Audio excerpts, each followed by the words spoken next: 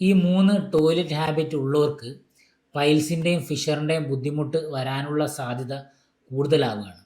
ഒന്നാമത്തത് ടോയ്ലറ്റിൽ ഒരുപാട് നേരം ഇരിക്കുക. ചില ആളുകൾ മൊബൈലൊക്കെ സ്ക്രോൾ ചെയ്തിട്ട് ഒരുപാട് നേരം ഇരിക്കും. ചില ആളുകൾ പോയിട്ടില്ല, തൃപ്തിയാവാത്തതുകൊണ്ട് ഒരുപാട് നേരം ഇരുന്ന് വെയിറ്റ് ചെയ്യും.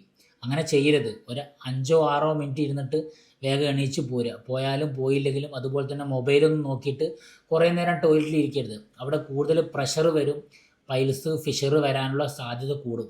രണ്ടാമത്തത്, ടോയ്ലറ്റിൽ പോയിട്ട് മലം പാസ് ചെയ്യാൻ വേണ്ടിയിട്ട് ഒരുപാട് ബലം കൊടുക്കുക, സ്ട്രെയിൻ ചെയ്യുക, മുക്കുക.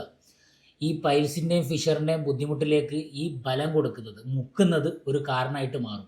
മൂന്നാമത്തത്, ടോയ്ലറ്റിലേക്ക് പോകാൻ നമുക്ക് തോന്നി, ഒരു അർജ് ഉണ്ടായി, നമ്മൾ പിടിച്ചു വെക്കുന്ന ആൾക്കാരുണ്ടാവും, പിന്നെ പോകാമെന്ന് വിചാരിച്ചിട്ട്.